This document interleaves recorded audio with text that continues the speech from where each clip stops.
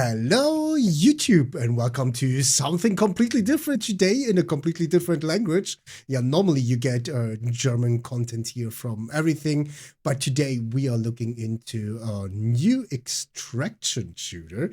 And since my extraction shooter content is mostly in English right now, we will do this one in English as well. For everybody who struggles with that or don't want to, you will have German subtitles on the bottom. So use them.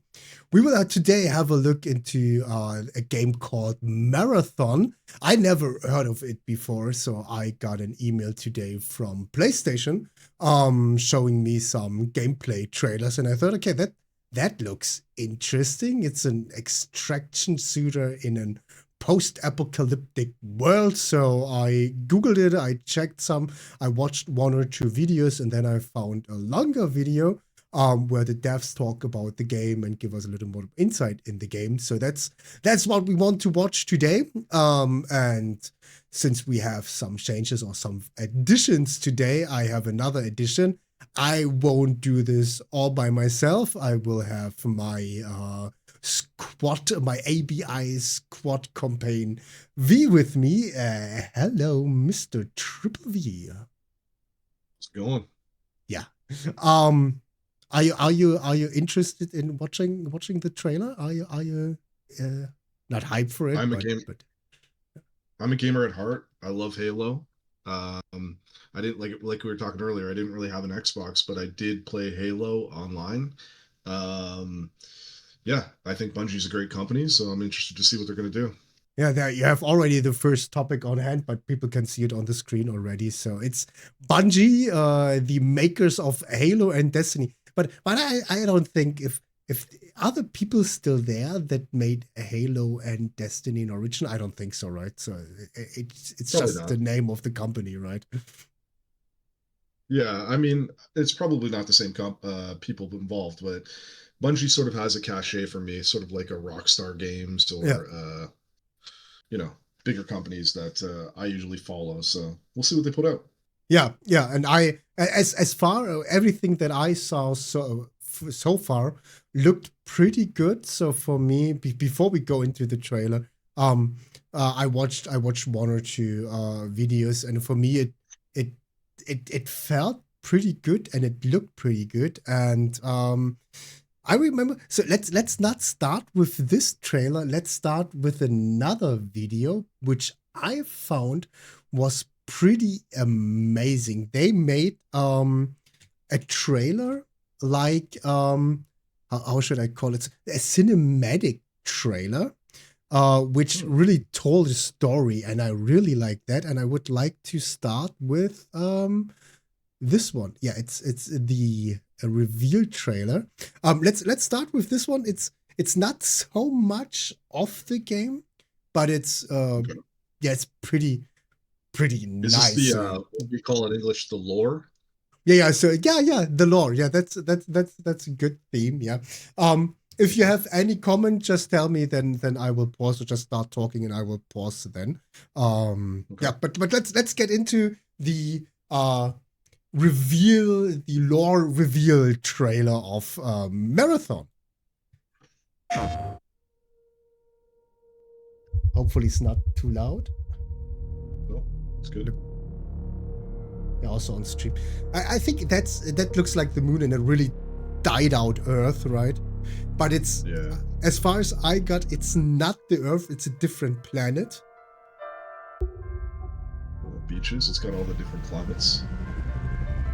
And it looks pretty good. Yeah. This is fan made. This isn't from Bungie. This is from Bungie. It's an official reveal trailer. Okay. And all the cinematics reminds me to Love, Death, Robots, and I think the guy making them has part in it. Really interesting.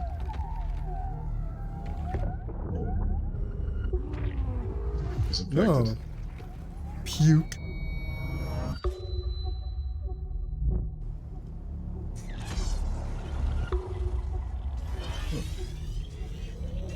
So 28, 21. This could be a year.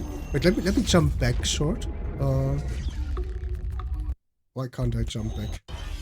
Yeah, we have 21, 12, 28, 27. Ooh. Is that the release date? 800 years after the release date? Will we have it 2027 in December?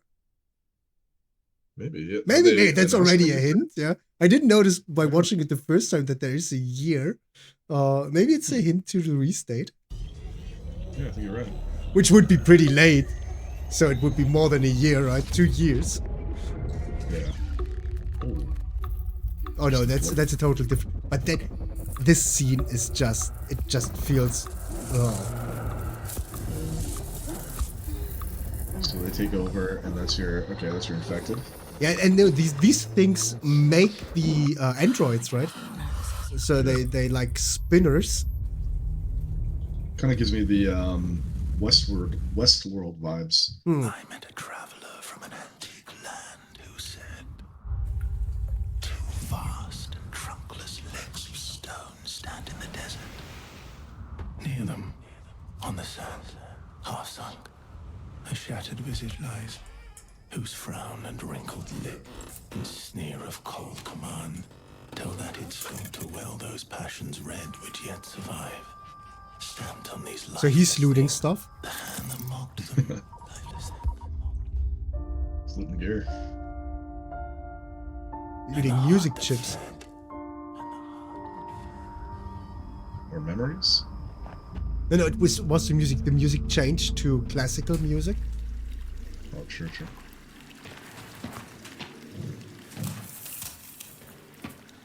It's really poppy colors, right? So that's. I hope it's not dark like this in the game,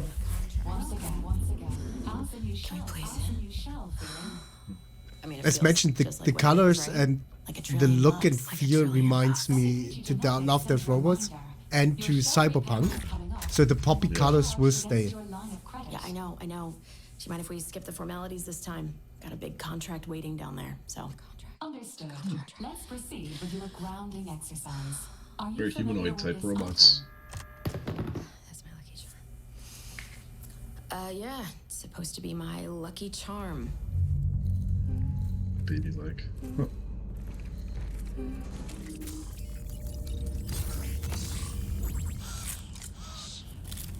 So I think the guy in the seat, she was the operator, and now that's the androids.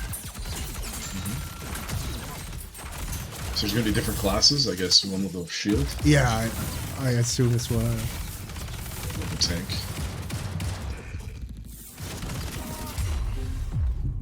He got destroyed. No. And they Save just him. run. Yeah. Help your mate, not just run Can you away. identify her? Yeah, exactly. Yeah, that's my mom. That's your mother. Your mother. Now, consider this. Do you recognize this child? Who are you? I don't know. It's you. What? Really? So she was a child. Yeah. Oh, that looks nice. It does. I like the different biomes.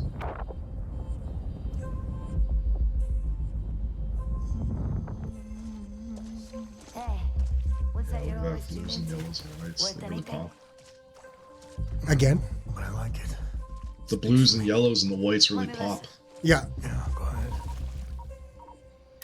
So the natural colors look okay, so they look normal, but all the unnatural stuff has these poppy colors, right? So all the man-made stuff.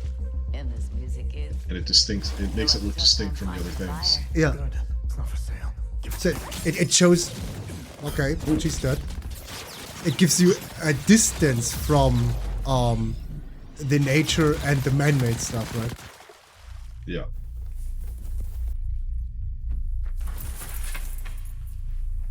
That's sort of the problem with most shooters, is that you only get the nature, you don't get other things that sort of make the game look good. Oh, she's dead. but she's taking the music chip, So he knows she's human. and she likes it.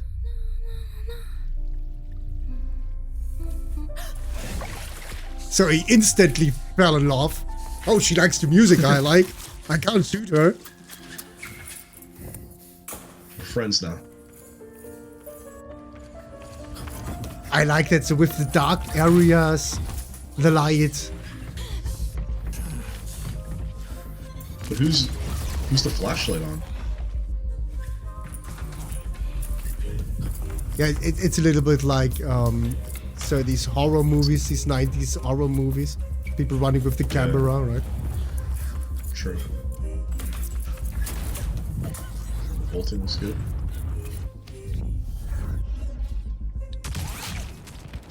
Oh. He had aim assist, cheater. Yep. Bring out your shield, buddy. Ooh.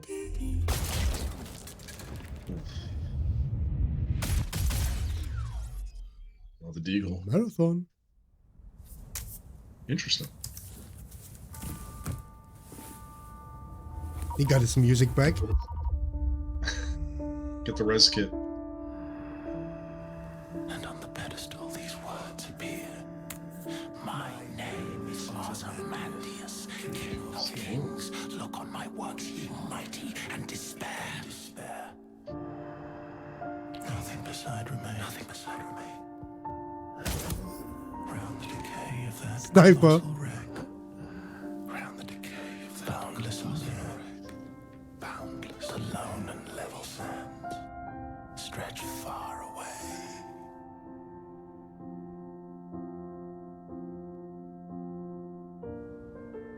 It looks pretty good, but it won't be game graphics, right? I don't know. We'll see what it is in game. Ozymandias too. Interesting reference. Because that's the thing that implies that human all decays and it all goes away eventually and forgotten. Okay. Do you recognize this child? So now he's back to be the operator, waiting for his new android. Yeah.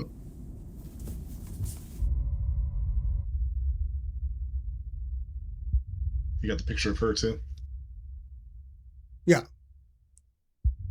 That's the cinematic reveal trailer. That was the first one I watched, and I thought, okay, that looks amazing. That feels great, right? Yeah, it does. It looks good. Yeah, so let's check into the little death talks with a little bit more insight into the game itself. So it's on. So this now is on Steam. So we have it on different platforms. I can pull up the website. So you have it on Steam.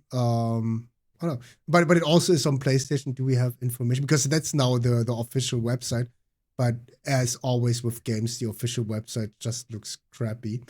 So for me, I know that it's on PlayStation. I don't know if it will be on Xbox, but if it's on Steam, it will be on Xbox, I think. It says there, coming to Steam, PlayStation 5, and Xbox Series in full crossplay with cross save. Oh, I wonder how extraction shooters are going to play on console, because like we said before, most of the extraction shooters that I play aren't it's not even that they're not crossplay, they're not even offered on most. Yeah. So that's now a bummer, because we don't have it in the video right now, but before we started the video we talked about consoles and stuff, and then we also talked about aim assist in shooters, and that crossplay is always difficult because you have these aim assists. So let's see how they did it here, because I think it's fine to bring it on different platforms, but crossplay, that can be hard. But what I like is, if you have crossplay, you also should have cross save. I think nothing is worse than if you have a game on Steam and you have it on PlayStation and you have to have two different separate accounts, and then you don't transfer the stuff, right? Okay, exactly. They used to have that problem with Grand Theft Auto for a bit, and then they finally made it work. Oh, really? Okay, didn't know that. Yeah. Okay, let's check the dev talk. We will have German subtitles now.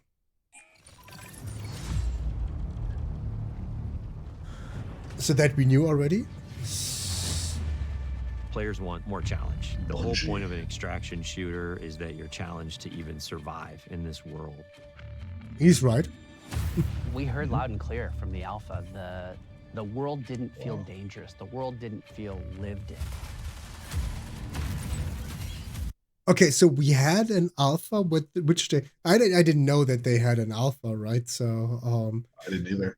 yeah, it seems that they got feedback that the world is too empty. Huh? Tau Ceti 4 to us is this place that really doesn't want you there. And that sort of survival narrative really fits really well with the kind of world that we're creating. The world needs to feel like there is something sinister underneath the surface, even when the colors are really bright. You should not be here. We want to marry the classic Bungie game feel, where you are blasting stuff in the face and it feels amazing, with the sort of high tension of the survival genre. Did Bungie ever had a survival game before? I don't know if you want to say Destiny is one. Is Destiny really survival? No, but it has those kind of elements to it. I wouldn't say it's a pure survival game, but it definitely has elements to it because you want to come out. It's kind of like a what do you call it? A looter shooter, you know? Yeah. You go in there, you grab all this stuff and go, and it does have the PvE elements that draw everybody together to those areas to try and make PvP better. Yeah. So one thing before we really got into it, what I read often is why another extraction shooter? But I think what people forget is that development takes time. So they didn't think about, oh, there's Arc Raiders, so let's develop another game. So and now it's there. So that took some years, I think. And so right now, we said this some weeks ago that right now is a pretty big time for extraction shooter. For years, we only had things like Tarkov, so it was really a nerdy area. Even ABI wasn't really in the middle. And I think with Hunt, it got a little bit different. So Hunt also opened up for a different kind of players with the really slow gameplay, with the old weapons, and with the horror theme in there. But I think Arc now open it to a complete different area of players, or complete people who had never played an extraction shooter before, like it because it's so different. And now as PUBG is bringing out an extraction shooter with also has a different element with the combination of extraction shooter and battle royale with the shrinking battlefield, right? This also here now could be within the genre, giving it its own sub feeling. Let's see. So with the speed, with the popping colors, with the idea of androids and stuff. But let's see if they really make something different out of it. But and Feya, it's worth mentioning too, because we come from the PC background. It's worth mentioning too that while PC is popping off with a lot of these extraction shooters, consoles are starting to get them now too. I know Arc Raiders is coming out soon. I think Delta Force is already out. Helldivers, I guess, if you want to count that. So they're starting to get these extraction shooters as well, which is only going to make the genre of extraction shooters even bigger, because obviously console is bigger than PC right now. So as that grows, it's going to create more studios saying, hey, let's do this, you know? So you think it's just the beginning of so people now already complain why another extraction shooter? You think it could even get more? Yeah, I mean, think about it this way. Call of Duty did an extraction shooter that didn't really pop, but I think it's because people were so used to the normal gameplay. It was called DMZ or something, and they didn't do it for the follow-up for Black Ops, whatever it is, 7 now, I guess. But I think that with the inclusion of all these extraction shooters that are popping off, like you said, Arc Raiders, what was it? The new PUBG, PUBG Black Budget. Yeah, the update to what's the game that you wanted to play the other day? Tarkov. all these extraction shooters are blowing up again on PC. It's only going to make the fan base of console say, hey, like, I see all my streamers playing this and I don't have a PC. I want to play it on console. Once these start coming out, they'll get bigger, and then you'll see these bigger studios start pumping them out. And that's why I'm saying, like, a company like Bungie that's doing an extraction shooter is big, Yeah. because it wasn't before. It was all these little smaller companies, but now Bungie getting involved, like, that's, we'll see what happens. Yeah, and especially I think so, because it's with everything, the gameplay itself, the game mechanic, you can do, it's limited what you can do. Yeah, you can do, for example, like PUBG did now with the shrinking area, or with the wildlife attacking you. So you can have variations in a limited way. Which I can think of now. Hopefully there are creator heads out there who can think of otherwise. But what I think is what will also change, what will be a good thing is, if we have more extraction shooters, they start also to find their own niche, to find their own area. And I think Agreed. where Yeah. you can do this good is with different settings. Like here now, so these post-apocalyptic sci-fi android setting, which is different than to most of the others. And you also can have implement a storyline, and not like Tarkov 1.0 did it with static pictures with bad moving mouth, like you're watching Yeah. Fallout 4, but with real cinematic trailers, with maybe a combination of story part and extraction part, where you have these where the areas go over into each other, just from a solo rendered area into the next round is then an extraction round, so that you can really play with that. And I think if we get more extraction shooters, if we get more of these type of games, we also will get more of these creative ideas, and that's what I think will be pretty interesting to. Since when is Tarkov out there? Since a long time, and Tarkov was from Stalker inspired, but let's say Tarkov was the real first thing. It's years and years now, and nothing really changed. ABI didn't do much new. Hunt did something new, but didn't do a huge. So I think it's about time that really big studios with really creative people get in there, that have the creative minds, that have the money to make really something completely different out of the genre, right? So to give it something pretty new, as we see it with PUBG right now, right? And I don't even think it's going to be just storyline. I think it's going to be innovation in terms of, we kind of talked about this off stream, but things like having an extract shooter where you can come in and play for 24 hours straight, as opposed to, you're only in for 20 minutes or 30 minutes.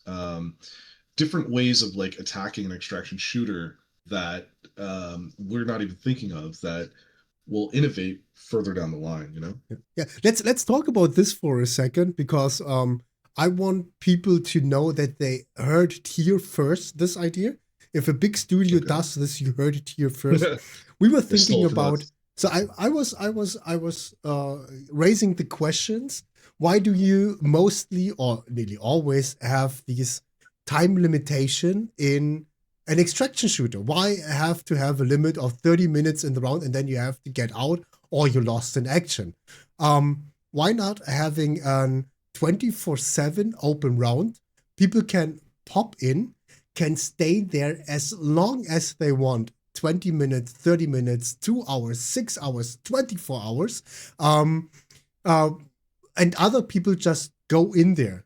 You have to have not fixed entrance points, because otherwise the people in there would just camp the entrance, the entrance points. So you have to have something like approximation, how's it called? So check, so to see if someone is close, and then you get somewhere where, so that people are further away. So you have to have entrance points, but you have to have so many that not everybody can watch them. And then you have people sitting in there maybe for 5 hours and looting stuff. So they have big backpacks. They have the option. Maybe you can do it like in PUBG, that you can send stuff out and stuff. So, right, or the the containers in ABI that you can put stuff in there. But then imagine you sit there for 3, 4, 5 hours, and then someone kills you and steals you all your loot. So people will want to get out. Latest if they don't have any ammo anymore. And then they try to loot guys, but you have to kill guys to loot guys, so you lose ammo all the time. So you have to go out someday. But you don't have to have these pressure to go out there. Let's just let it open. Let it have an open round, and we can pop in and pop out whenever they want, right? And okay, to sort of play off that as well, it's not even so much the time, it's things like the size of the map. Like as we see these games evolve, the Grand Theft Autos, they all want to just build bigger maps, bigger maps, bigger maps. If you have a bigger map, that means more players. That means more different avenues of building like an extraction shooter where you can have, instead of going to different maps, you can have it all inclusive, right? And so you go into different areas for different kind of loot. Yeah. So I think like there's a lot of ways that you can sort of refine the genre as not just an extraction shooter, but I mean ultimately it'll still be those mechanics, but like you said, whether it's time, whether it's just biomes, whether it's the size of the lobbies, there's a lot of ways they can sort of change it in the future to make it more dynamic and make PvP maybe more fun or more accessible, or you know. Yeah. But I will say this though, the problem with Arc Raiders is, well, you get a lot of people in the lobbies. There's a lot of Zergs, and Zergs meaning a big group of people. Mm-hmm. And because of where the spawns are, it feels like you're constantly fighting within a little area, a little radius, and everything that you want to get to at the back end, so all your loot and where you're extracting is so far away that everybody spawns in this one area. All the fights happen right away, and then you're just the last guy standing is the guy going for the extraction. Yeah. So I hope it doesn't become this thing where as we add more people or as we take away time, like you said, even if we have fixed spots, more fixed spots for spawning, as more people come in, it just becomes like a war zone in a small little confined area, and then you go and explore after. Yeah, it also can happen in the other direction. That's what we see with Arc Raiders now, because for me Arc Raiders doesn't feel good. I tested it. I didn't get into it, so I tested it for not even really long, because even the first from the beginning it didn't feel pretty good for me. And what I saw in stream, because I see it regularly on streams. For me, the problem is with these, everybody is friendly. I get it, because you have these huge arcs and you have to work together. But also, a lot of people are just friendly when there is no big arc close by and nobody. So they always, oh, I'm friendly. And yeah, I'm friendly too. So, and then they talk and then they walk off. And I think, okay, do I play a story game here? Do I play Sims now? Or do I play an extraction shooter? So for me, that also can go another direction. And today I was watching RSLP, which is also a big German streamer, and he also talked about this, and he likes it. He's playing Ark a lot, and he's one of these guys. When he plays solo, he's social. He even tries to be social when they are in a squad, right? And he said, yeah, how about making something like social hubs where you have separated guarded areas where people can meet to talk? And I thought, so what the heck? Hello, it feels like we are talking now about here the Facebook guy ideas, the Mark Zuckerberg ideas, people meeting up, and so now it's an extraction shooter, so there should be PvE and PvP, right? And maybe if you don't have the time limitation, and if you have the open chats, imagine you can be in there for 6 hours and just sitting there drinking beer, talking, right? So, and then someone throws a grenade into your area and destroys you all. Yeah. I think like that's the appeal of survival games too, right? Like I think initially it was DayZ was like, okay, you jump in a lobby, there's 100 people there, you go and murk them, you take their guns, they respawn, they come and find you at a military place, and you kill them.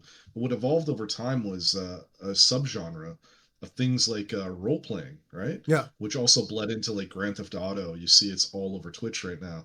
And I think that when you, like I said, when you open your door to these kind of mechanics, which Arc Raiders did by allowing proximity chat, I think like it livens the game. Now, for me and you, we want to murk everybody. We're not there to make friends, you know.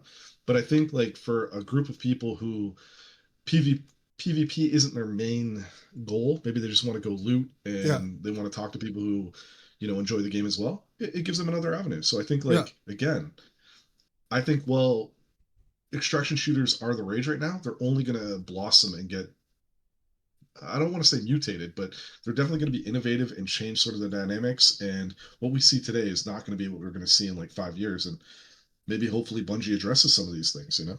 Yeah. So that's a good point. So let's get back to we are 52 seconds into a 22-minute video, and we already talk. That happens often to me. People who are now watching the first time because it's the first English video. It happens often to me that I had one. It was a 12-minute video, and I talked 1.5 hours while this video. So that can happen when we try to focus. Now, but we wanted to give you an insight because we like the genre. I would say we both like the genre, right? So it's something we enjoy. So we like to talk about it, and and we already talked about making a podcast. Maybe this now is something like our first episode, right? So there you go. Okay, let's get back into what they're talking about here, right? If you want good loot, you have to go to places where you're taking risks, either risks from other players or risks from AI. So and risk from AI is also pretty important. So you have to have both. It's always good if you have challenging, and it also in Arc Raiders it blocked PvP, but it also can still access PvP if the difficulty level is not so high that you have to have multiple players, but you can, right? So this there needs a good balance in between, right? Well, I think that's the problem with Arc Raiders is that it encourages people to team together to take on the Queen or these bigger sort of PvE areas. Whereas I want a game where I can at least solo it. Now it's going to take a hard time, and I'm going to have to fight off people as well. Yeah, but it's going to be easier with a group. And like you said, the challenge stepped up to the better gear. I think the one problem with ABI that I find, and I enjoy it because I feel like there's a lot of sweats in there, but the randomization of loot, I can make $1 million on farm, and I can make $1 million on radar or armory. So what am I going to do? I'm probably going to take the easier avenue sometimes because I just want to have fun and not play sweats. It's good and bad with that, right? So so see how they do it. And I like if you really have the challenging PvE, but you can, so you theoretically can solo it, then it's really rewarding to do that. But within an Arc Raiders, you don't have any chance to kill the really huge one. So I think you have chances, but then you really have to have a grind before you have to have the right weapon. So yeah, but let's. So he's shooting something through a red dot here.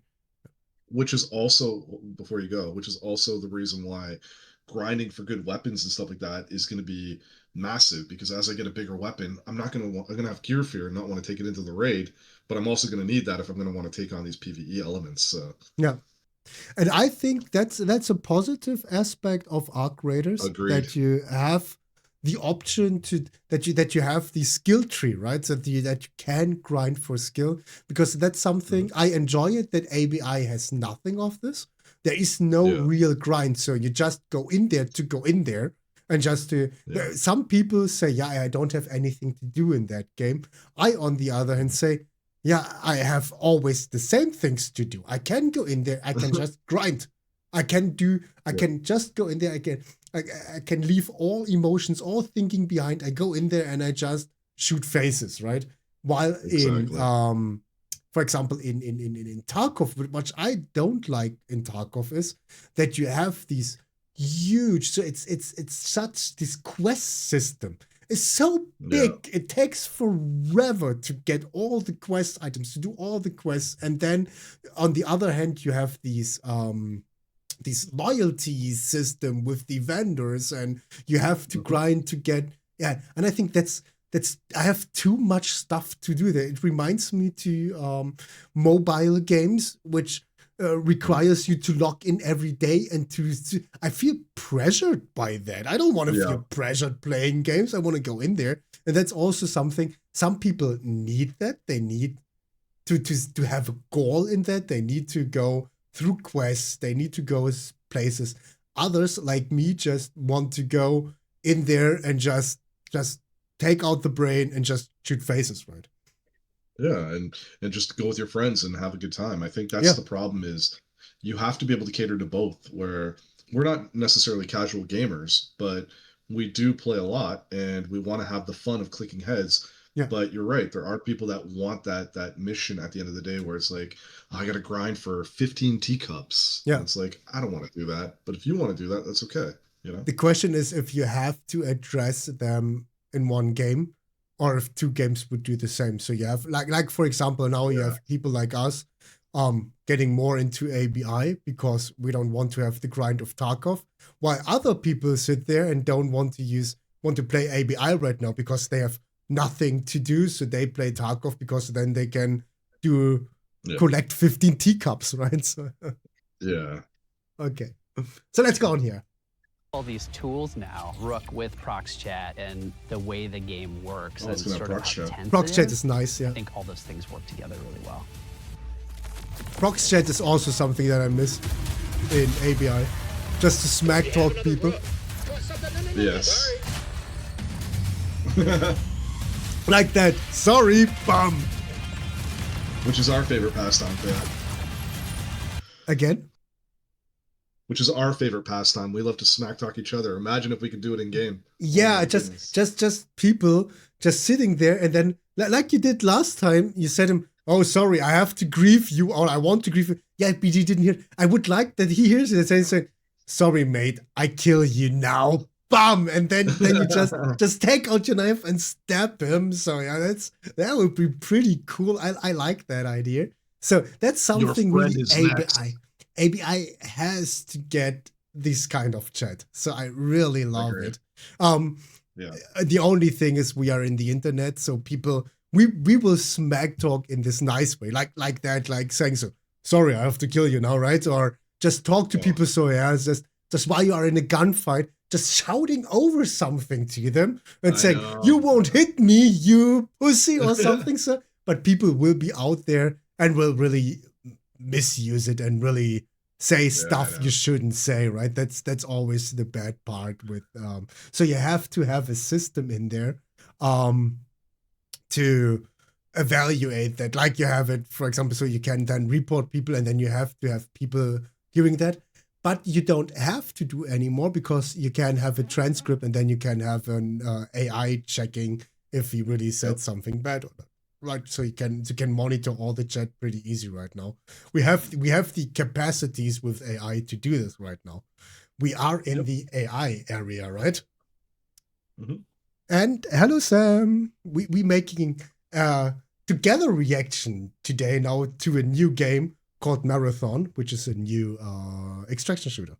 Okay, let's go on. We are already 1 minute 28 in the video, and I think it's already for half an hour. Yeah. Something like that. I don't know. Something like that, yeah.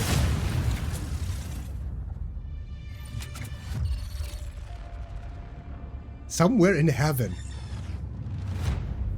The Marathon ship is essentially a ship that we sent out from Earth, an Earth that was overpopulated, to explore and colonize a star far away that we call Tau Ceti. In a lot of ways, it's like the tale of humanity trying to go out into the dark void of space, find a place to colonize, and failing terribly at it. Everyone's gone, something catastrophic happened, and it's not just their absence that's important, it's the things that they left behind. The modern race to Tau Ceti all started when a mysterious signal came through the galaxy. The turmoil that sort of ensues gives rise to all these corporations that were invested in this Marathon project, now going, what happened? How do we recoup our investment? And then layered on top of that is the greed and corruption of all of the different factions and corporations and revolutionary groups. In our version of the world, we send people out not just to discover what happened, but also to collect from the things that remain there, and those people are runners. As a runner, you're a biocybernetic mercenary who's traded their human body for a biosynthetic one. You're not an unkillable god slayer. You are a mercenary, a disposable mercenary. You will live, you will die. They are not people. You are the person. You go into that shell and adopt the personality matrix that is specifically designed to help you do the thing that you need to do. And you've been hired by these factions to come to Tau Ceti to scavenge it for anything that might be of value. As a runner, you've left your body behind. Visible mechanic. Okay, so we have to catch up a little. So they sent expedition to a different planet, colonized it, lost contact. Now all the people invested into this project want to know what happened. Send people over there, like us, who are like mercenaries, contracted by different fractions, company and stuff to get to know what's there and to collect the stuff that is still there, right?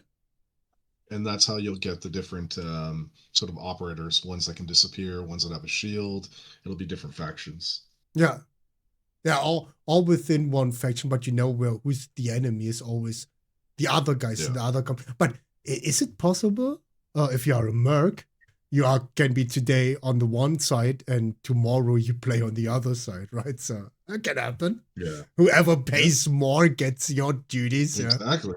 That's okay. Okay, so I like that, and I also like this idea that people just say, okay, it's like as mentioned, a lot of this reminds me to Cyberpunk.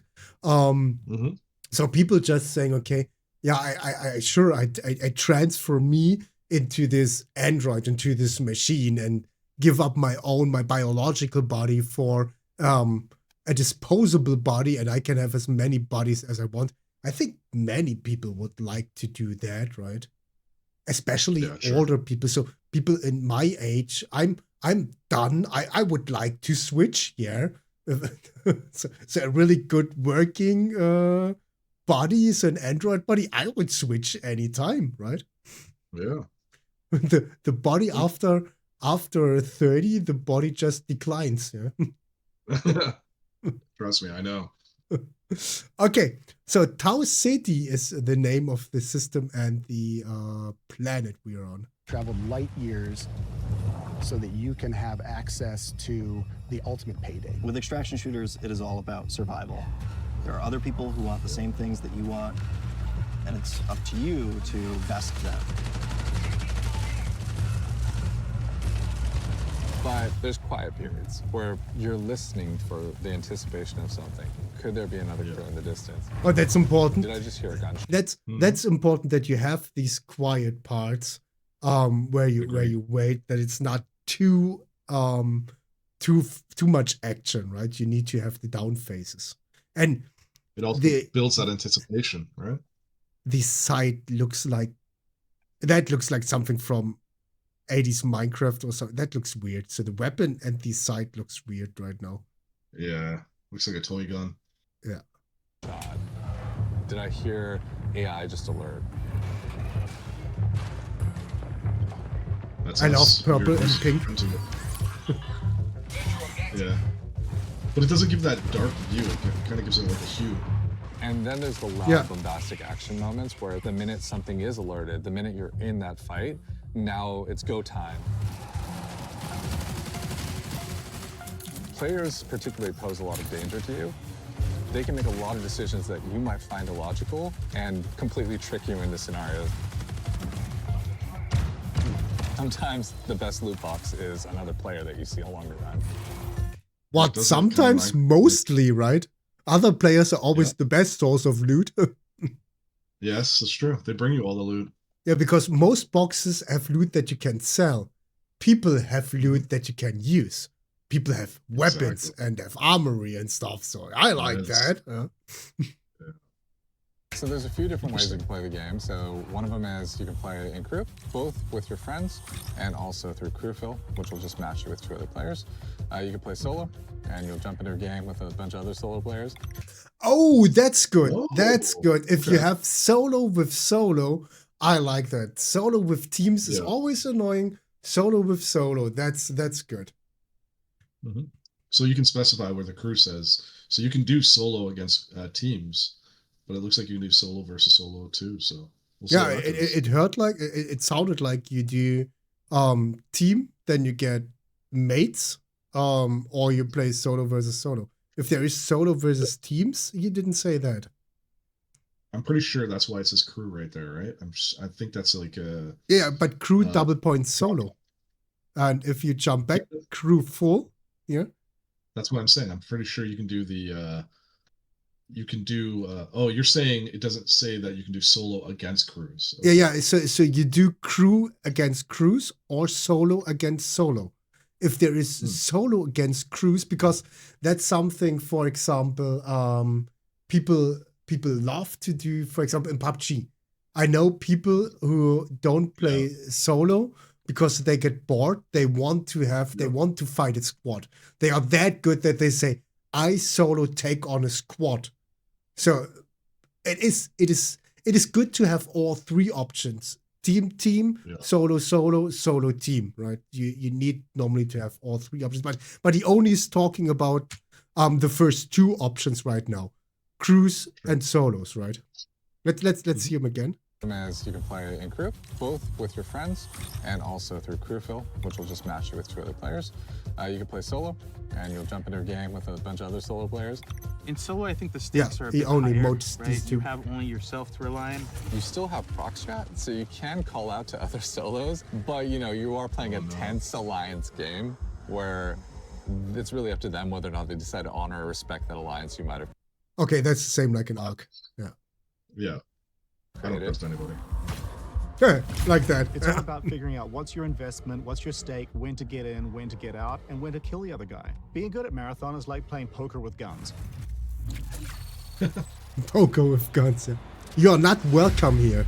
One of the things we've really focused on I'm going is all in on your making face. sure the environments Yeah. are selling the tone we want to hit with the game. We've brought a little bit of groundedness, a little bit of grit, a little bit of darkness, a little bit of that mood that kind of is necessary for an extraction shooter to feel dangerous. Our biggest goal has always been player immersion. We're trying to keep everything as believable and realistic as possible. So we cranked up all the material responses, feel accurate, feel realistic. You'll get gloss, you'll get crud and mud. And It looks pretty good. It's all that sexy, but when you layer in just a little bit more, responsive to light, a little bit more responsive to the player. Some elements do, hard, but I think water. like a lot of it looks kind of Minecrafty, like the display menu where you're moving items, your guns kind of look Minecrafty. Certain plants in the ground look like they're squares and circles as opposed to actual living life. But the hues and all that stuff, they definitely look good, and the way things glow and it bounces off other objects looks really nice. Yeah, it has an interesting combination. So the light and shadow looks pretty good, but then you have these elements on there which looks a little bit out of place. But as I mentioned, I think it feels like for me that's by design to have the natural elements and then have the man-made elements not really fitting into that. You always have these feeling of distance between the natural and the man-made stuff. But the weapons really, so what we saw from the weapons partly really looked a little bit unpolished, right? Also the footsteps here now, they also look a little bit unpolished. They look a little, but you have to have in the end gunplay and mechanics are bigger than surrounding graphics, right? So an interactive design of the area. It's always nice to have that, but if you have that, but you have a shitty gun mechanic or shitty movement, then it doesn't work. Then you don't stand there and look, oh, it looks pretty. No, you want to move and shoot, right? That should be the first priority. And we are still talking about, I think, an early phase or earlier phase. Yeah. Because I was going to say, usually optimization and stuff like that comes later in the game, right? Yeah. Like the later game life. Yeah, So but I don't know in which phase we are. How far we can have a look afterwards on the website if there is a release date or if there are more information. Right? Steam didn't say anything right now.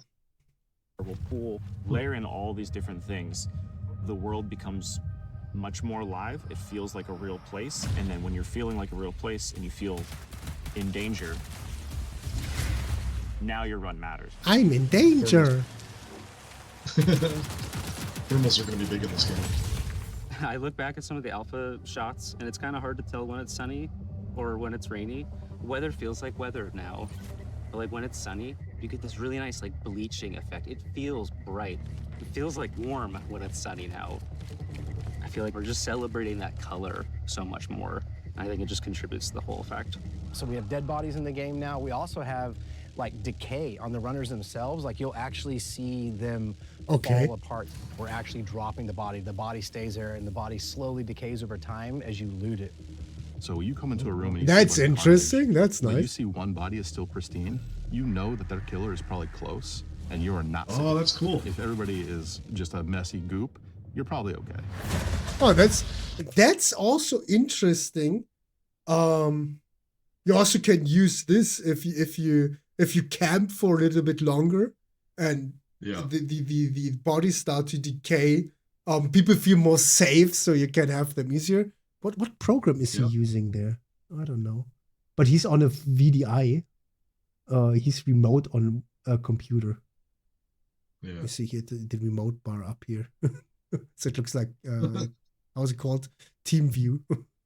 Okay. Yeah. But interesting console thingy he has here.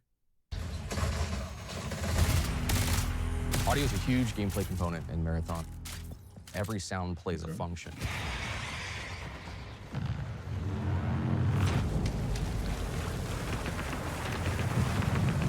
Yeah, for immersion, audio is key, right?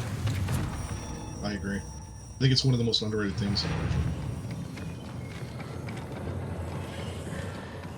Let's tell players everything.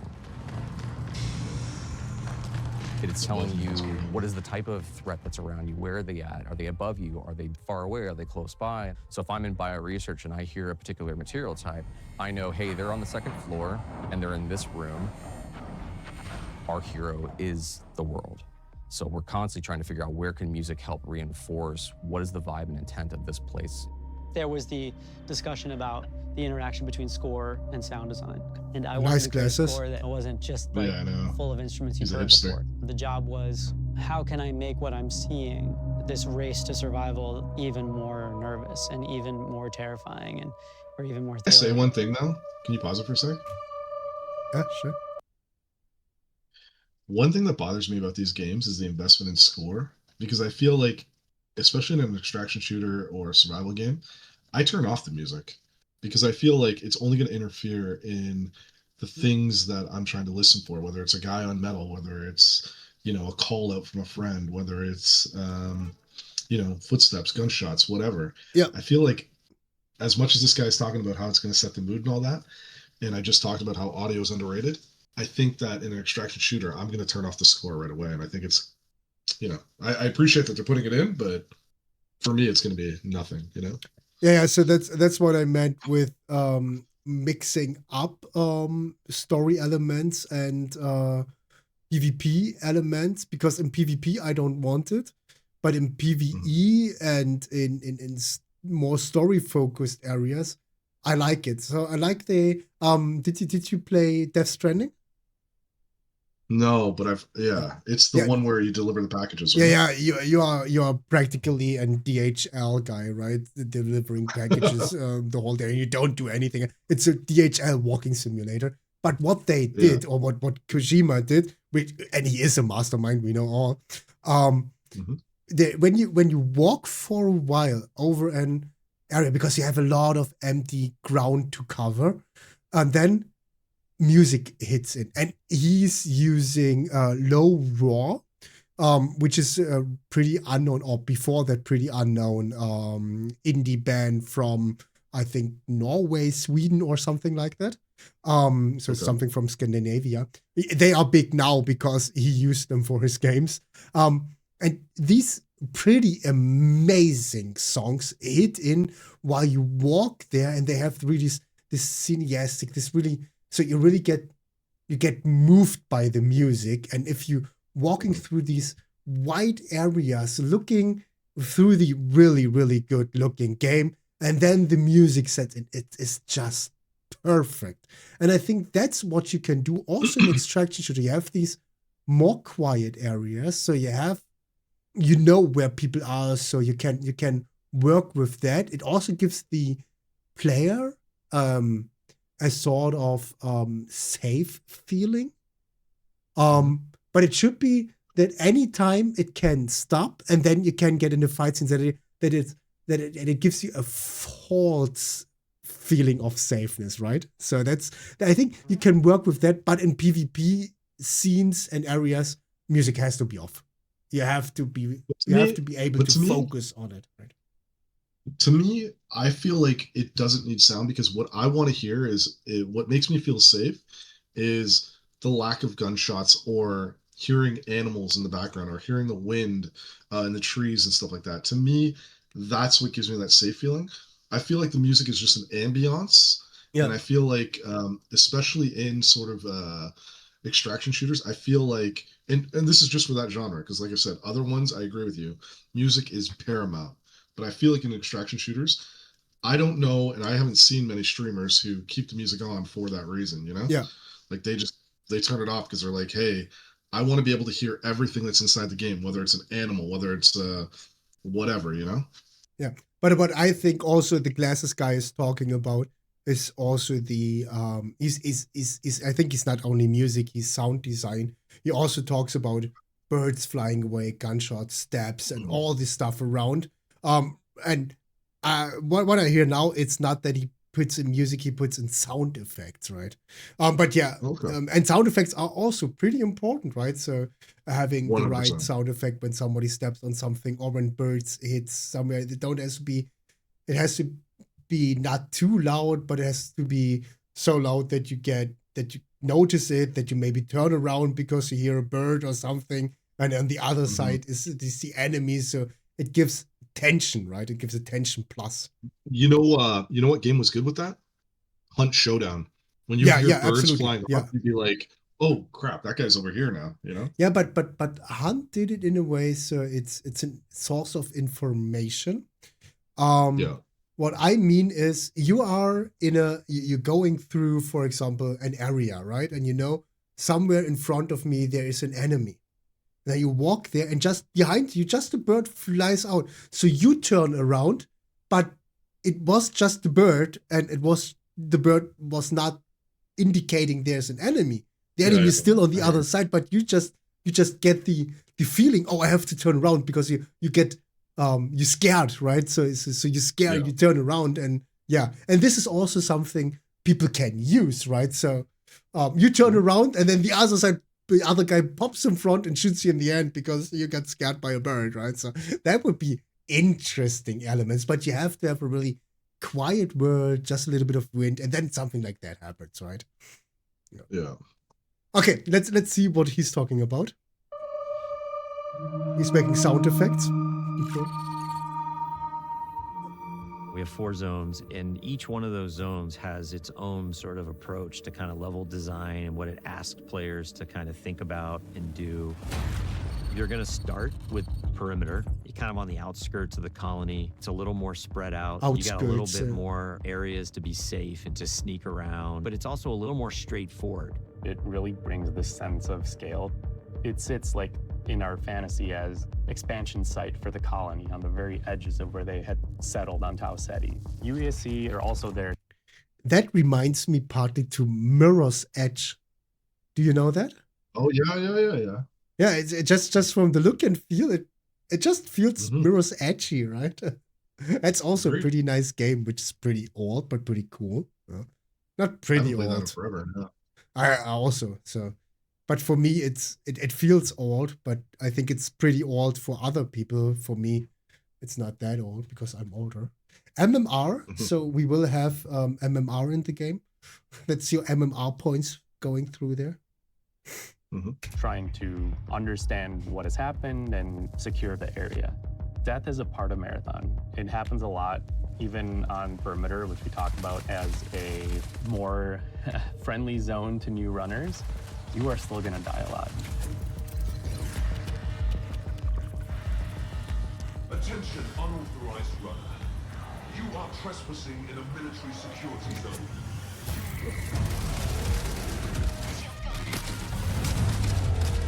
It was really important to us that the UESC were not trivial to fight. When you face them on Tau Ceti as a runner, you are the outlaw. You are trespassing. They have a little bit of this haunted tone. So you can see they have this floating locomotion, they get these sparks, they have these sigils over their faces. Sometimes their behavior feels almost like they're possessed a little bit, like are they taking in commands from a remote AI? The elite tier is sort of like this dark blue. The mini boss tier is more like a lilac. The boss tier is just gonna be dipped in red. You have these tendrils that latch out and leech onto you and start sucking away at your consciousness. He looks stacked. You're getting into That's Mars, good. you're starting to understand something bad happened here, and you're seeing signs of that in a way that wasn't apparent on Perimeter. On Dire Marsh, we've got the anomaly.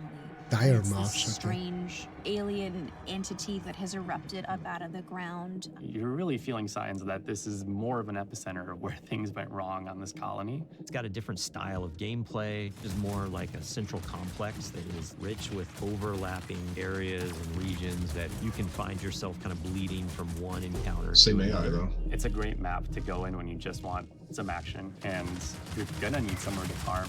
Each map has different weather systems. It has different dynamic events that can happen, and your approach to That's them cool. Your is bomb has never legs. going to be Yeah. consistent. One of the needs that the design team thought that we should have is more challenging PvE activities. Each of our zones has these bigger events that don't happen every session, but when they do happen, you'll know they're happening.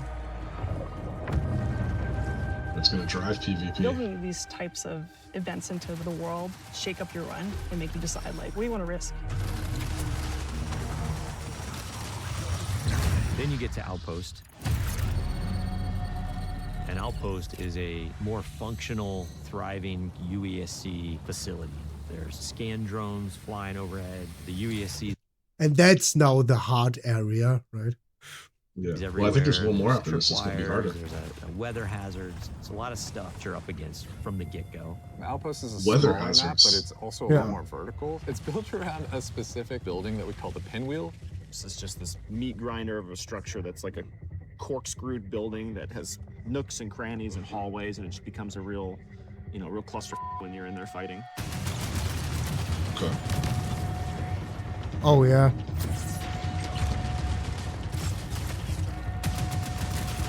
The floor is raised on Outpost, and nothing is free. Airport Terminal, Season 4. Yeah.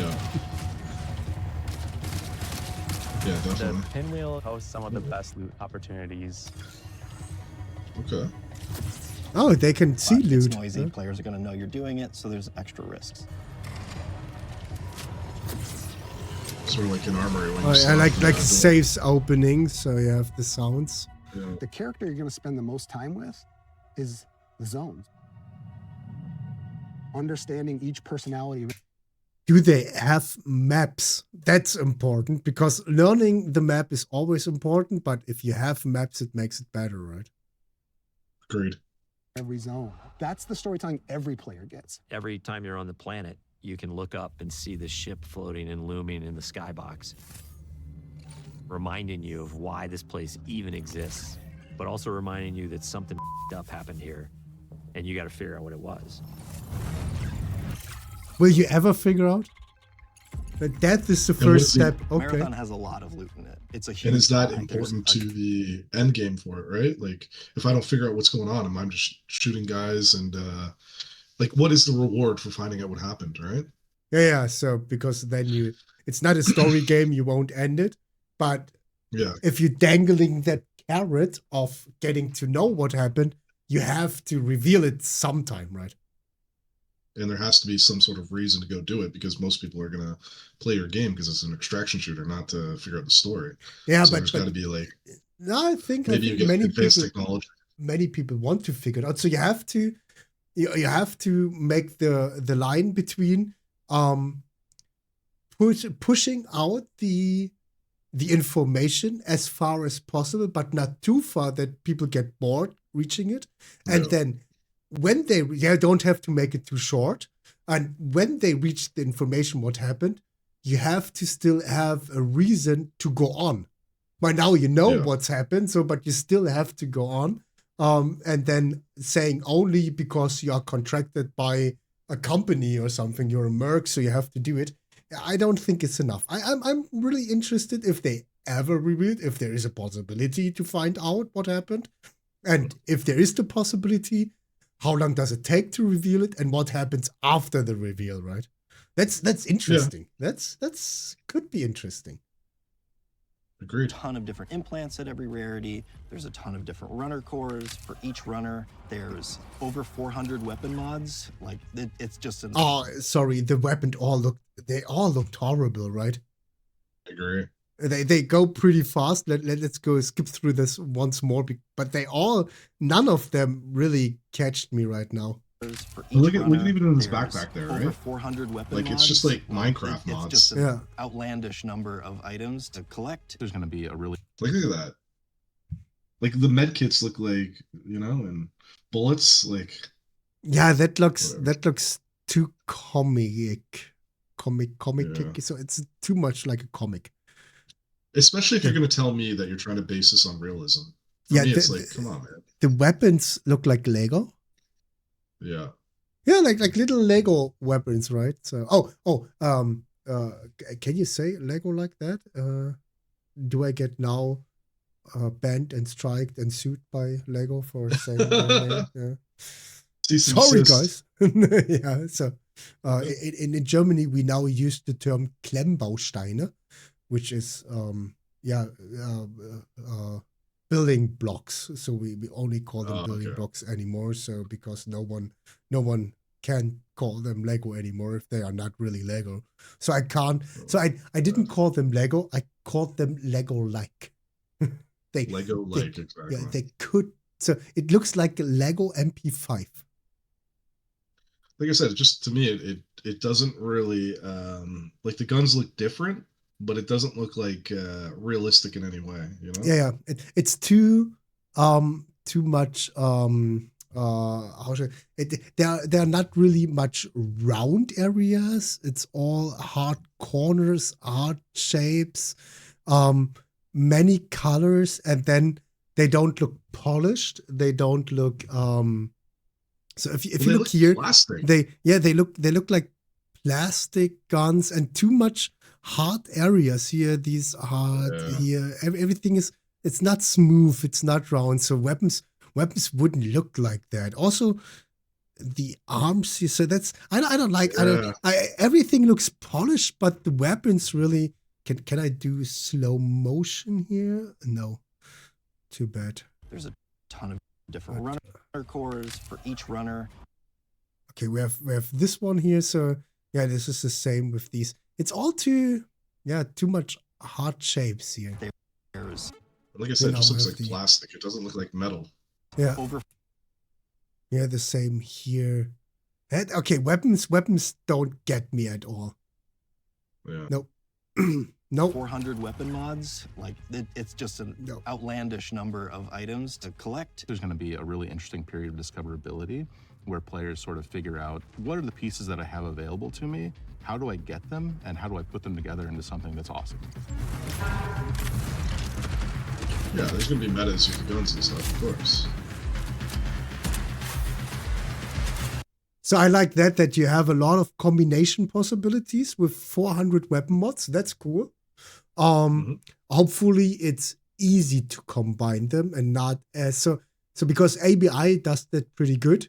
Tarkov, it's too much, but it's mostly with Tarkov. Everything is somewhat too much for me.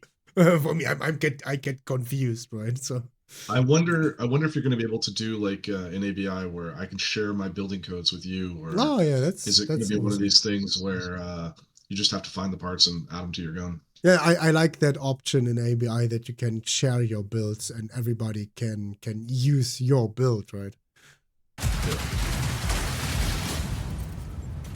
You can go through and look at how many iconic weapons have come from Bungie. And it's something that we really want to hold up and make sure that we're matching that legacy. Visually, they're all really, really distinct and clearly Marathon, but we wanted animation-wise a majority of them to feel recognizable. So when you put them in your hands, you knew how to use them. The mods will basically allow you to increase certain stats on the guns, that battery SMG. The gold mod, full-blown, turns it into the needlet. The sidearm is a gun that is effective in close quarters, that's cute. but maybe not too much outside of that. It's a taser. Like a deagle. But the Close gold range mod on deagle. this gun puts a suppressor on it, and then when I kill something with this gun, I turn invisible. And then that lends it to other build crafting if I want to sort of stack into how invisible can I be. Oh, but he saw the things come over. Yeah. Even some weapon mods can improve stats and your runner shell's capabilities. So there's lots of different ways to raise the floor of your stats so that you're coming into each run strong.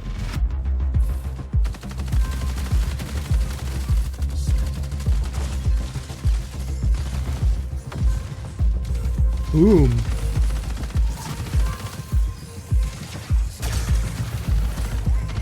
Oh, that's a revival. Oh, Crazy. that was the holy priest of the game. Yeah. Smoke. Cut the tentacles out. Runner shells are a bioprinted body that you inhabit when you go down to Tau Ceti to scavenge the ruins of the Lost Colony. Each of our launch shells is really an archetype of gameplay. So if you want to play like a frontline tank, if you want to play a rat character that wants to sneak around, if you want to find those rats, we have a shell for you. Okay. So you have classes and you have counter classes for the classes. Yeah. Good. So if you go in, if you're gonna have an invisible guy, you need to have somebody who can identify him, right? So if you have a squad, you have to have roles. So you have to specify in one role so that if you play often as a squad, you can fulfill your role, right? So that's also something that's interesting because that's a learning effect that reminds me to 5v5 shooters like Valorant or especially Valorant because they're I would say Counter-Strike, but in Counter-Strike you don't have the classes. Yeah, Overwatch. So where you have the classes where you have to combine classes. I think a good example really is Valorant because you have to have a duelist, you have to have the sentinel, so you have to have these roles to really and people have to know how to play their roles and how to play their characters and how to play for the team. I like that. So that's something pretty cool. Yeah. But it also gives you the pressure to play in teams and to focus on something, right? Mm-hmm. The idea there is like have a broad spectrum that everyone can kind of find a little bit of a home to, and then we're going to build on top of that. Cores and implants mold the kit into a playstyle that you want. Oh, you can adjust it so within your class you can do on Thief, I get a second specifications. Grapple. On Destroyer, I pull out my Riot Barricade, and as it takes damage, it's actually converting that damage into shield back to me. And these can be used in combination with each other to shift the gameplay style of your runner kit. Oh, that's good. At So you're any not point you one. feel like you don't. So you're not one-dimensional. Each shielder, so the shielder from the enemy can be having different different attributes than your shielder, right? Yeah.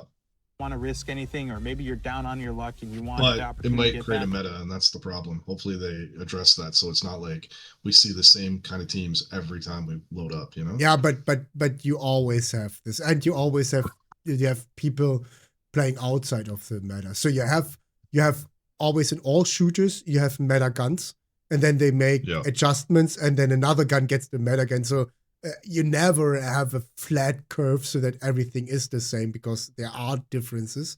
And But some is metas have killed games though. Like, I mean, Overwatch got killed by the what was that thing called? Hertz meta? Or, you have to make it right, and you have to make constant adjustments like they do in Valorant. You have these classes, and you have classes and operators who are agents in this case, who are better, let's say, like that than others. I, for example, I'm since the beginning, I'm a Sage player. Sage is a healer, and she can wall down stuff, so she's a sentinel. But many people don't play her, but I love to play her, and I play her pretty good. So I'm counter meta, but I'm still pretty good because I know my agent, and I know how I play my agent, that I can support my team.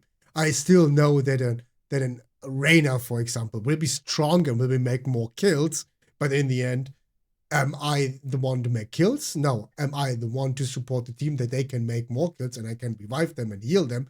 Yes. So I take my share in there. So you have to always think about this, and with every season or with every update, you have to make adjustment, and then another agent, or in this case, another attribute ability is getting better, slightly better than yet, but it always have to be slightly better. It has to be for a specific kind of people who grinding in there, and then they get better, and then you make adjustments with the next update, and then you have a new meta, and people have to figure out the new way of playing it, right? But the problem is, again, I've seen so many games that have these kind of metas where, like I said, goats in Overwatch, where people were trying to still be certain kind of tanks and certain kind of healers, and they couldn't because they weren't healing as fast, or the combination of effects weren't as efficient as the other one. So then you're like, that's something everybody's going into the same game plan with the same loadouts and all that. Yeah. I hope they address it so it's not like I said, one kind of tank is better than all the other kind of tanks, or you got to even it out. Take something away from one class to give to another class. So we'll see how they do it. Balancing, I think, balancing is one of the hardest things they can do, I think. Absolutely. It's always one of the hardest things. If you do a shooter, you always have the weapon balancing. If you have character classes in there, you have on top the class balancing. So they should talk to Riot, because I think Riot makes this pretty good, so to adjust that, to balance this out. And also, if you notice, okay, it goes out of hand, you have made an update and you have made something. It can happen, and you break the meta, you break the balance. You have to make an in-between update. So you can't wait for the next official rollout. You have to make an in-between road. You have to make a quick fix to fix the balance, to fix the meta. That's something you always have to be aware of if you do that. So as mentioned, you always have in a shooter the weapon balance, and if you have classes, you have the weapon balance and on top the class balance. Rook's your guy. But that's a decision you have to make, because it gives you a certain new other element. And I like this element. I heard this element. I heard this feature. I think that's amazing. That's a good feature. I like to have roles. I like to have jobs. That's something missing in most of the attraction shooters. I don't know if any has real impact classes in there. That's something pretty cool. I think that's something to look for, right? So if they do this properly, that could be a beneficial part of the game, which differentiates it from other extraction shooters with the other stuff, but this is one apart there. Rook is a prototype runner shell. It's a mode where we make it easy for you to just kind of drop into a match that's in progress and scav rents. Run about and try to scavenge as much as possible. If you are going in solo to a run that's already in progress, you don't have a team, you have a very limited loadout, but you're not risking anything. This lets you kind of get in, grab a little bit of loot, and then bail. So when you get like a really powerful gun or implant or core, it is unlocking some new space or new challenge that you've never done before, and the loot is helping you reach greater heights.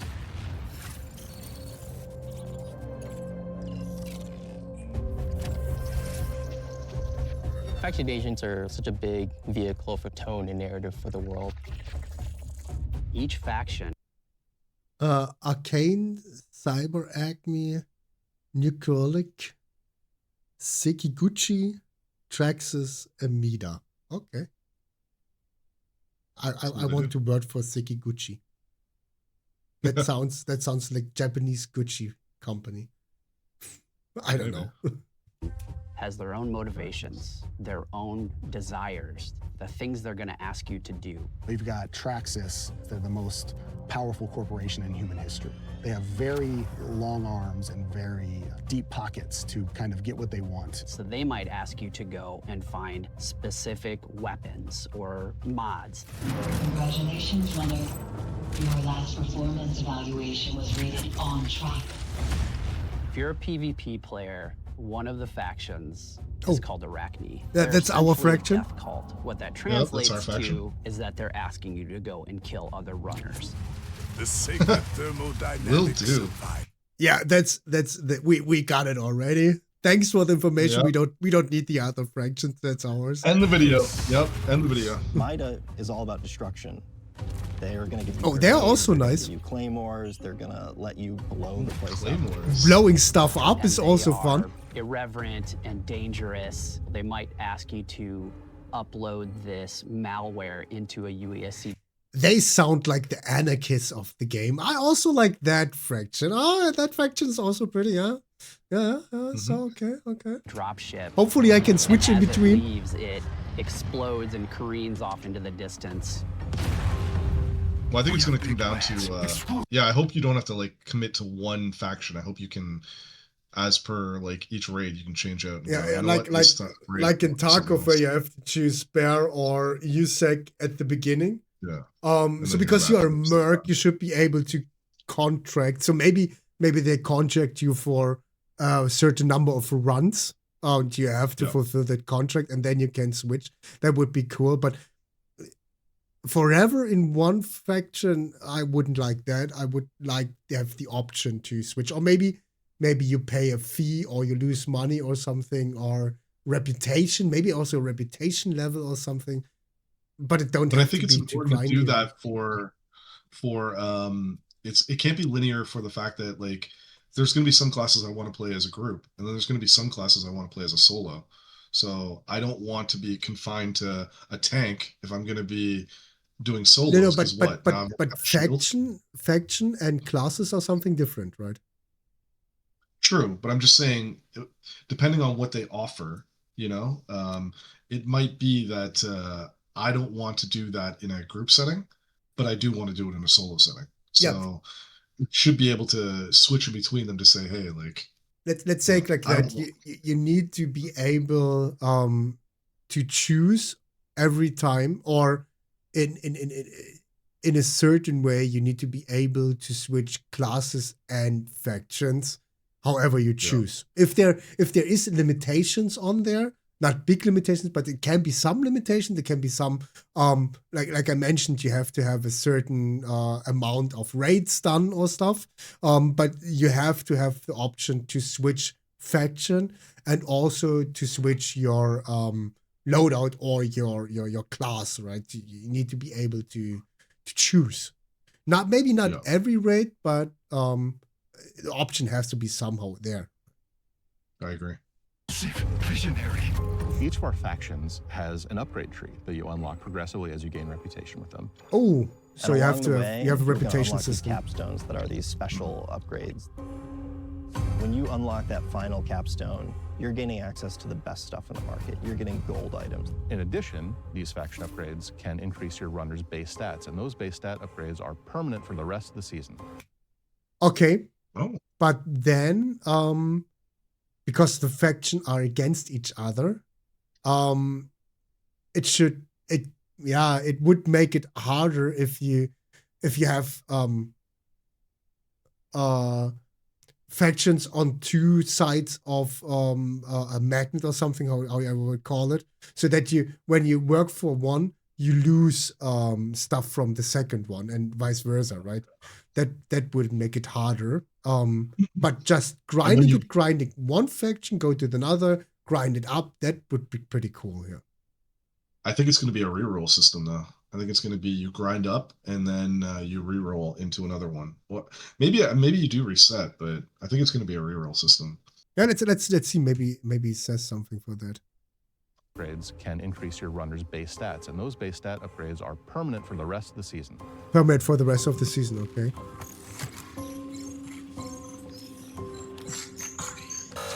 Access denied. Darius, you know me. Did you miss your last round of maintenance? Don't search. Don't tick. Don't question. Darius? Access denied. Hey, Access it's denied. okay. It's just me. You're not alone. The Codex is a suite of achievements, collectibles, audio logs, things that you're finding in Run that we're going to track for you over time. Okay, achievement. The more That's you find- oh god, grinding for achievements. No. Find these items, the more story you're unlocking about them and what their role is in the world, why they're here, who cared Your about mouth, your them, friend's why mouth. they're as valuable as they are. I'm repeating myself with these entries, but any fears inherent in the scope of this endeavor seem unfounded.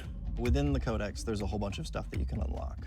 Runner skins, weapon charms, stickers, emblems, backgrounds for your profile, and titles. So it's everything from your first steps on the world of Tau City 4 all the way through to becoming a vid master and taking on the most extreme challenges.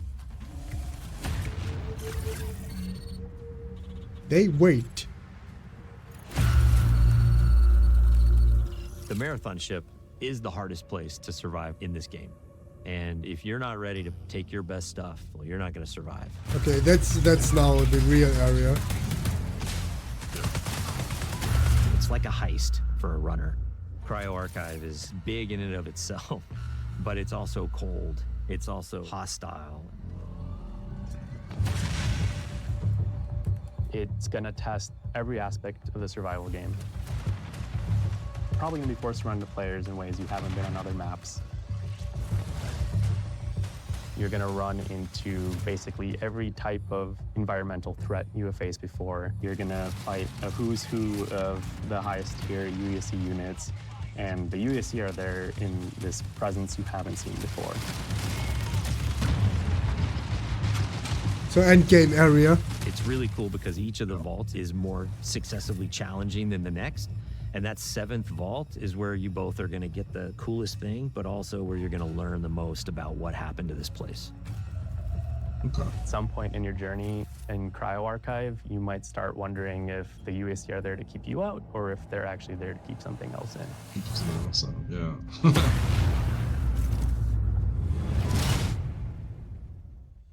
Nice. Oh, we get some gameplay. I think the thing that I'm most excited about for Marathon is getting into the hands of our players. The biggest thing I want people to take away from Marathon is that it still feels amazing. It still feels like it has that Disintegrated in air. That looks amazing. Bomb. Yeah. It takes all the aspects that I think Bungie is really good at.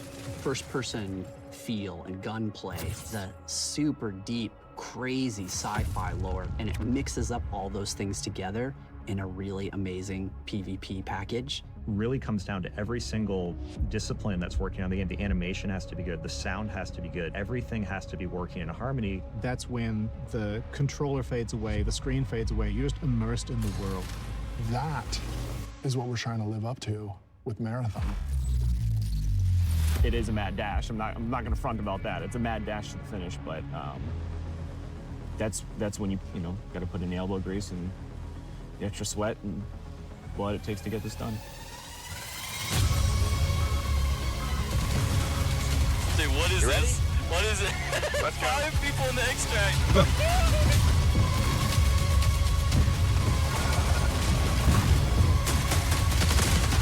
So they did the alpha. I wonder what the beta's gonna look like.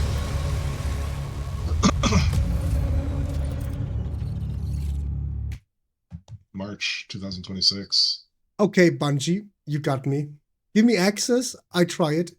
Just send me an access code. I will test it for you. No, it's pretty cool. I like it. So I really was when I saw the first gameplay scenes, I was a little bit, okay, can this work?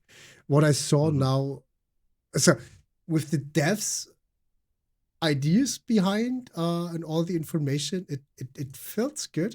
Do we have another video? Do you have a gameplay trailer in here? I would like to have a little bit more gameplay, right? So this looks like gameplay. But this might be the alpha. Oh.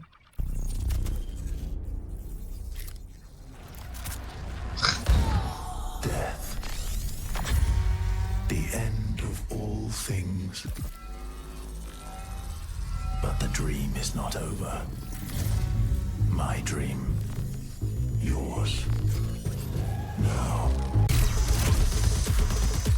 Yeah, this was the one that reminded me to how's it called? Cyberpunk. Yeah. It looks cyberpunky. Oh.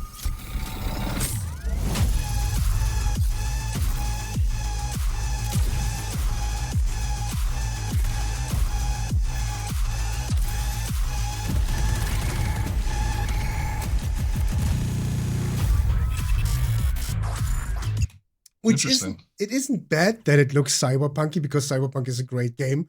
As mentioned, so I like the idea. Now with the insights we got from the devs, I also like what they think. I like where the game is heading. I just really, for me, Arc Raiders gave me because I also was pretty convinced that this would be a great game, but in the end, gun mechanics and movement really turned me off. So I thought, okay, no, that doesn't work for me.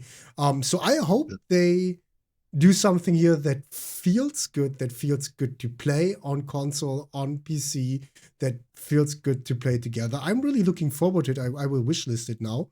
And yeah, now the only question is it free to play? Is it big to pay? What's it, right? I think it's probably gonna. I don't think Bungie's gonna put out something that's free to play, but especially with the kind of money that looks like they're investing in it. So we'll see. But yeah, let's see. So maybe there is another beta, or for before launch. Often they do server tests and stuff. I will look out for that. If there is something we can test on, I will put it into the Discord, and then hopefully we can check this out. Dear YouTube, according to the Wikipedia here, the date is March. And they don't have a date for the beta yet.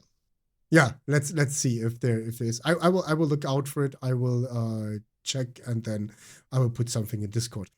And if you, dearly YouTube, want to also have a look into the game, and if you want to see, if you want to get more information, if you want to get our insights into this game and into other extraction shooters, feel free to jump into the stream, ask your questions. I mostly stream at the moment stuff around extraction shooters, but also story games and stuff.